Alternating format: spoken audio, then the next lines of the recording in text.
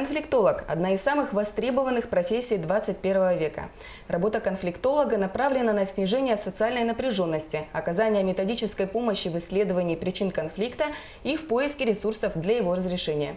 О самых распространенных и часто встречающихся в повседневной жизни конфликтах мы поговорим сегодня с Любовью Цой, кандидатом социологических наук, известным российским конфликтологом и профессором факультета психологии Северо-Восточного федерального университета и членом Зиновьевского клуба «МИА Россия сегодня». Любовь Николаевна, здравствуйте. Давайте сначала поговорим о курсе, который вы преподаете для студентов СВФУ. Впервые в Якутии открылись курсы повышения квалификации по конфликтологии. И основная задача этих курсов – подготовить конфликтологов для Республики Саха-Якутия. Поэтому у нас сейчас учатся слушатели из разных сфер деятельности. И мы рады. А какими качествами и умениями должен обладать конфликтолог? Место деятельности конфликтолога – это конфликтная ситуация. Он должен присутствовать, видеть, те, которые открыты, публичные. И поэтому главная задача наша понимать, что мы в стрессовой ситуации постоянно находимся. Поэтому стрессоустойчивость и конфликтоустойчивость – это главные психологические качества. Помимо того, нужна аналитика, нужно знание, нужно хорошее знание психологии, экономики, философии, для того, чтобы понять. И главное, еще нужно знать, каковы еще традиции этнические, национальные, в которых заложен большой ресурс для разрешения конфликтов. А так как мы живем в такой многонациональной республике, и у нас проживает свыше 100 представителей различных национальностей, скажите, как здесь вести себя, чтобы предотвратить какой-то конфликт? Да, мы знаем, что случается, и протест недавно был в марте, и мы понимаем, что то, что испытывает Якутия, эти процессы происходят во всем мире. Гладко ли, остро. И основная задача властей и гражданского общества помочь адаптироваться мигрантам, чтобы они свою культуру, с одной стороны, сохранили, а с другой стороны, чтобы они понимали ту культуру, в которую они приезжают. Поэтому вот процесс адаптации очень сложен, часто конфликтен. В России и в Якутии есть законы, есть механизмы, которые позволяют адаптации культурной мигрантов. Снижение конфликтов – это, по крайней мере, способствует тому, чтобы мигранты не чувствовали себя совершенно чужими в этой стране, куда они приехали работать или по каким-либо другим причинам. Поэтому задача гражданского общества всех институтов, в общем, налаживать культурную связь и культуросообразно разрешать все конфликты, которые могут возникнуть в процессе проживания.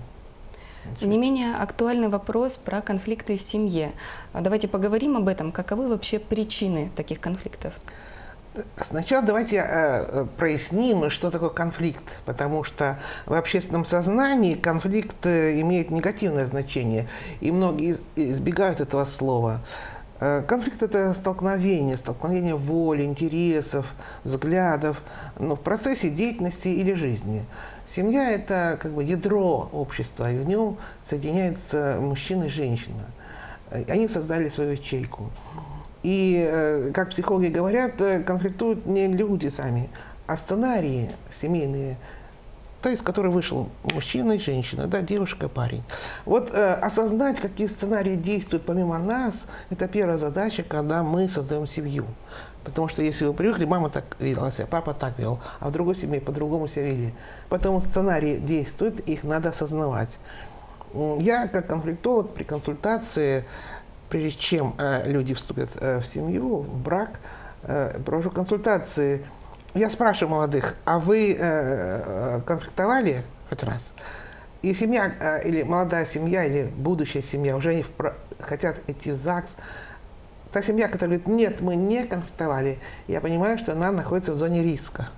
Потому что до брака молодые люди должны поконфликтовать с точки зрения выяснить эти противоположные взгляды, точки зрения, ценности, интересы.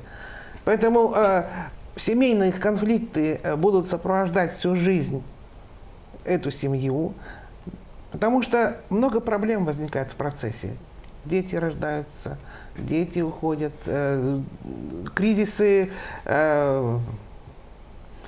молодых людей, которые тоже не знают, как быть родителями. Здесь много проблем, с которыми придется столкнуться молодым. Но самое главное, это нужно хорошо знать, как устроен мужчина, женщине, а женщине нужно знать, как устроен мужчина. Как воспитывать детей, это другое, как вести хозяйство, много вопросов. А на какие кризисные периоды семейной жизни стоит обратить внимание?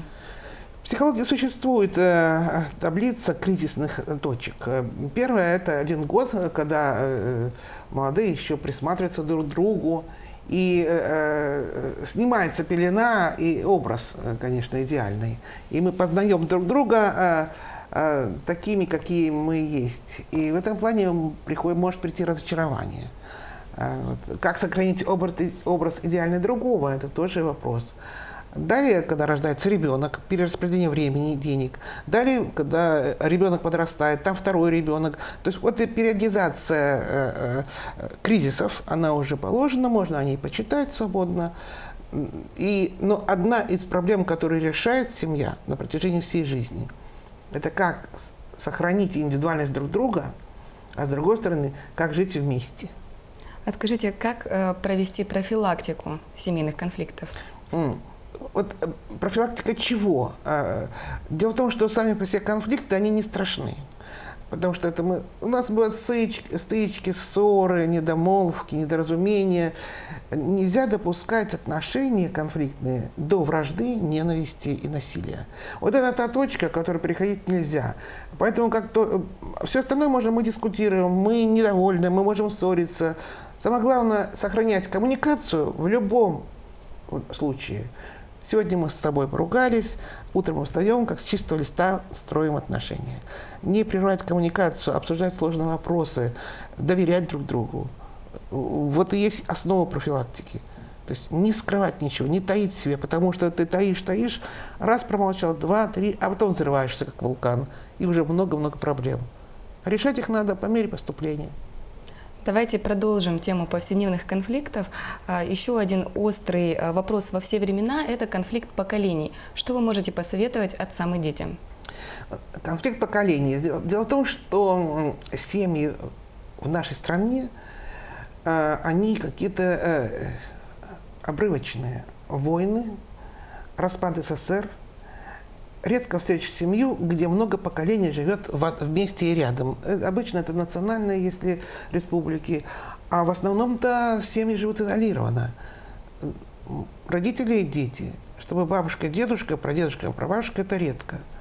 Но самая главная проблема между поколенческими – это вопрос передачи культурных образцов и традиций следующему поколению. И это задача семьи, потому что именно семья готовит ребенка к жизни, но не вузы, не школы. И вот то, насколько старшее поколение передаст молодежи эти лучшие образцы, традиции, вот здесь молодежь сопротивляется, потому что она критически относится к старшему поколению, она не хочет многие вещи. Но когда она подрастает, и к концу жизни они понимают, что мудрость все-таки должна присутствовать, когда они уходят с этой жизни. То есть если молодые люди и дети, если мы все видим, вот старшее поколение, прадедушка, прабабушка, здесь очень легко прослеживается вот эта связь. А когда она обрывается, в общем-то, очень трудно молодой семье дальше строить свою жизнь. Она не знает, по каким нормам, как жить. И придумывает очень много воздействий на семью. Друзей, технологий информационных, телевидения, интернет. То есть нужно быть терпимее к старшему поколению и прислушиваться все-таки к советам. Вот терпение, как толерантность, да? Я бы заменила терпение на нужно любить. Потому что, что терпеть? Почему терпеть можно только убогих, уродливых? А если ты любишь, то неважно, в каком возрасте родители, какие они, ты их просто любишь, любовь. А скажите, какие конфликты возникают при управлении инновационными проектами? Немного поменяем с вами тему. Да, поменяем. Да, сейчас мы говорили просто о жизни, а сейчас мы говорим уже о деятельности и управлении. вообще, когда мы можем вообще развиваться, когда человек может развиваться, общество, деятельность, когда появляются некоторые открытия, некоторые инновации, и мы хотим их внедрять. Поэтому инновации разделяются на технические и социальные. Вот мы говорим о социальных конфликтах. Вот если вы хотите что-то сделать, вы должны четко знать, что вам будут сопутствовать конфликты, люди будут сопротивляться. И в любом коллективе, в организации вы хотите что изменить, вы сразу будете иметь 3 группы. Это консерваторы, те, кто сопротивляется, это те, кто поддерживает новую идею, и болото. Вот задача руководства, болото это самое большое, потому что они боятся, страхов много. Болото – это та группа, за которую, собственно, должен руководитель бороться. Инновационные проекты сопровождаются конфликтами, и надо это знать. Поэтому, если вы хотите что-то изменять, вам надо запускать технологию снижения сопротивления и разрешения конфликтов. Очень многие проекты не реализуются именно из-за того, что люди сопротивляются, а без людей ничто не внедряется. Давайте поговорим с вами еще об одном интересном направлении. Вот более 30 лет назад было введено такое понятие, как рефлексивное управление. Давайте поговорим об этом. Да. Этот термин, этот механизм интеллектуальный очень интересен, и в нем заинтересованы те, кто хочет добиться успеха и занять какие-то лидирующие позиции. А лидирующие позиции, вообще, чтобы понять, кто есть кто, мы можем увидеть в конфликтах. И тогда Лефевр придумал такую модель рефлексивного управления.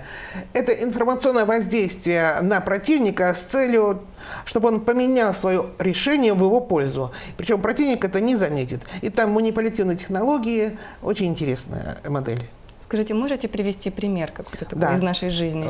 Вот мы с вами партнеры по бизнесу. У вас стройка, и у меня строительство. Вы узнаете, что у меня не хватает дверей. А вы хотите мне навредить, ну понятно, опередить. Тогда вы закупаете все двери и договариваетесь со всеми строительными фирмами, не продавать мне двери, но деньги, а всех говорят, хорошо, мы не будем продавать, давайте деньги. Я беру в банке, плачу всем, и все, и жду, пока вы разоритесь. И вдруг вы узнаете, что я не разорилась, сдала вовремя объект. А в чем дело? А дело в том, что вы получили информацию ложную и приняли решение. И когда я уже процветаю, у вас нет денег, вы в кредитах. Я выиграла. Очень интересный ход. Ладно, спасибо вам большое, Любовь Николаевна. А я напомню, что это было актуальное интервью. И сегодня мы говорили о самых распространенных и часто встречающихся в повседневной жизни конфликтах. До встречи в эфире.